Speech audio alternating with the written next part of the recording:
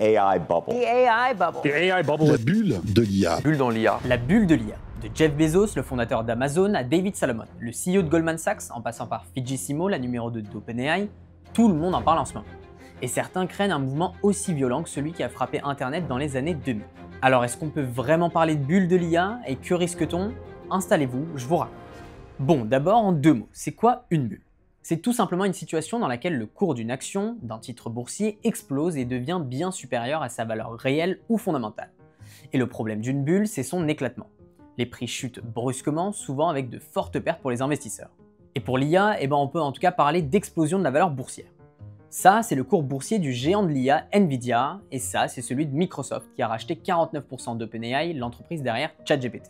Et ces dernières semaines, on a d'ailleurs eu des investissements qui donnent le vertige. Nvidia a investi 100 milliards de dollars dans OpenAI, qui a elle-même annoncé quelques temps avant avoir conclu un deal de 300 milliards avec Oracle pour la construction de centres de données. Et le géant a aussi signé des méga deals à plusieurs milliards de dollars avec AMD et Broadcom, deux concurrents de Nvidia. En tout, on parle de plus de 1000 milliards de dollars de partenariats signés par OpenAI en quelques semaines, soit près d'un tiers du PIB français. Et tous ces deals, ils leur permettent de faire gonfler leur valorisation. Avec les dernières levées de fonds, OpenAI est par exemple devenue la plus grande startup du monde. Bref, les milliards pleuvent sur le secteur et ce n'est que le début. Concrètement, les boîtes d'IA sont en train d'investir des sommes non pas pour assurer le fonctionnement des chatbots, mais pour se préparer à la demande qui pourrait devenir absolument monumentale dans les prochaines années. En clair, on peut le dire, la machine est clairement en train de partir en cacahuète, mais le problème va encore plus loin avec un sujet que j'ai pas encore évoqué. Et vous allez le comprendre avec ce schéma de Bloomberg. Oui, donc tout est connecté comme vous pouvez le voir. Donc Nvidia prévoit d'investir dans OpenAI, qui achète de la puissance de calcul à Oracle, qui à son tour achète des puces à Nvidia, qui détient une participation dans CoreVive, et CoreVive fournit une infrastructure d'IA à OpenAI. Et encore mieux, Oracle, OpenAI et SoftBank s'associent pour un projet qui vise à construire des centres de données avec Nvidia comme partenaire clé, vous en avez sans doute entendu parler, c'est Stargate. Et devinez quoi, SoftBank détient déjà 3 milliards de dollars d'actions Nvidia. Et puis c'est pas fini. À cette boucle infernale, vous ajoutez Microsoft, qui est un des gros clients actionnaires de CoreVive, un gros client de Nvidia, et le plus gros actionnaire d'OpenAI. Bref, selon JP Morgan, depuis le lancement de ChatGPT, l'IA a généré 75% des gains du S&P 500, soit le principal indice boursier américain. Autrement dit, toute l'économie repose aujourd'hui sur ces géants de la tech. Et ça, a priori, ça ne présage rien de bon. Mais la question qu'il faut se poser maintenant, c'est est-ce que cette bulle pourrait éclater? Évidemment, on n'a pas besoin de préciser que c'est une technologie révolutionnaire qui va très probablement changer le monde. Mais les problèmes sont nombreux, mine de rien. Concrètement, en 2025, l'IA devrait générer 60 milliards de dollars de chiffre d'affaires seulement. Et pour que les investissements dans les data centers soient rentables, il faudrait 2000 milliards de dollars supplémentaires par an d'ici 2030 selon le cabinet de conseil Bain. Et autant vous dire que ça va être très chaud même dans un scénario optimiste. Rien que pour l'année en cours, il faudrait 480 milliards de dollars de revenus en plus pour rentabiliser les investissements, et c'est absolument impossible tant que ChatGPT reste quasiment gratuit.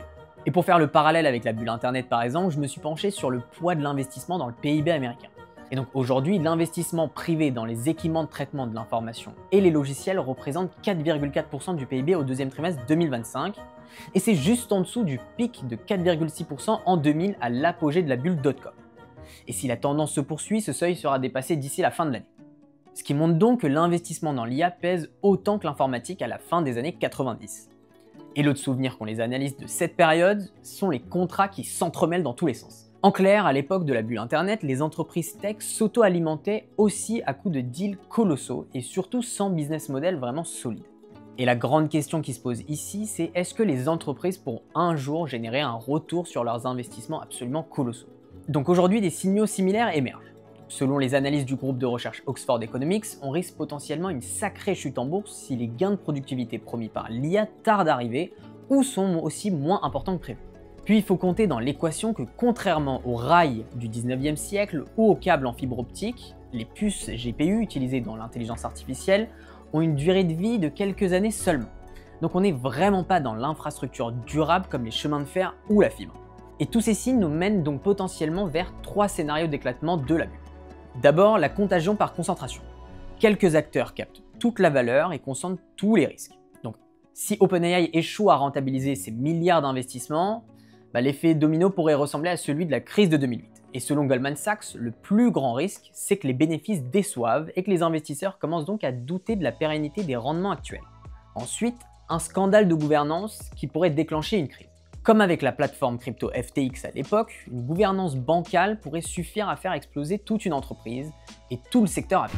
L'IA est dans la même zone grise réglementaire que la crypto à l'époque. Un modèle d'IA mal sécurisé pourrait causer des dégâts majeurs et déclencher une vague de panique puis lancer l'effet domino.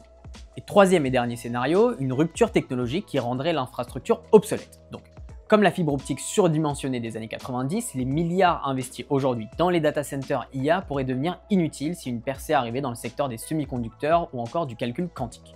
Bon, bien évidemment, malgré les parallèles avec les années 2000, certains pensent quand même qu'on n'est pas tout à fait dans une bulle. Récemment, Jeff Bezos a déclaré que l'IA était bel et bien dans une bulle, mais que c'était le bon type de bulle selon lui, puisque les bénéfices de ces technologies vont être immenses. Et comme à l'ère de la bulle Internet, de nombreuses boîtes vont mourir, mais celles qui survivront, comme Amazon a pu le faire par exemple, apporteront énormément de valeur à la société. Donc en parallèle, Goldman Sachs explique aussi que le secteur de l'IA n'est pas encore dans une bulle. Pour Peter Oppenheimer, chef stratégiste de la prestigieuse banque, il y a 3 caractères classiques dans les bulles. Une hausse rapide des prix des actifs, et c'est le cas, des valorisations boursières extrêmes, et c'est encore le cas, et des risques systémiques importants liés à l'endettement. Et ça, on commence à le voir petit à petit.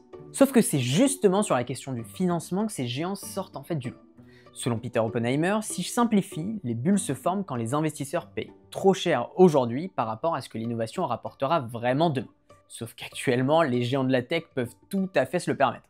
D'ailleurs, Mark Zuckerberg a clairement dit qu'il était prêt à gaspiller quelques centaines de milliards de dollars pour ne pas rater le coche de l'IA, et s'il dit ça, c'est parce qu'il gagne tout simplement beaucoup trop d'argent. Donc concrètement, sur le dernier trimestre, on parle de 18 milliards de dollars de bénéfices pour son groupe, et les chiffres sont au moins équivalents pour la plupart des géants.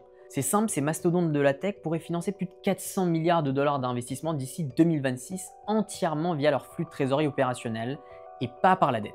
Et à titre de comparaison, Cisco, géant du web qui a éclaté à l'époque de la bulle internet, avait un bénéfice de 2 milliards de dollars en 1999, et même avec l'inflation, on est loin des Meta et compagnie.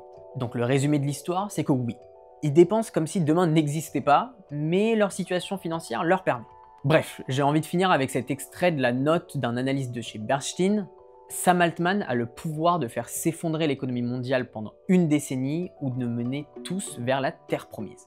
Pour l'instant, nous ignorons lequel des deux scénarios est le plus réaliste. Alors, est-ce que l'IA est dans une bulle selon vous? Je vous laisse me donner vos avis en commentaire.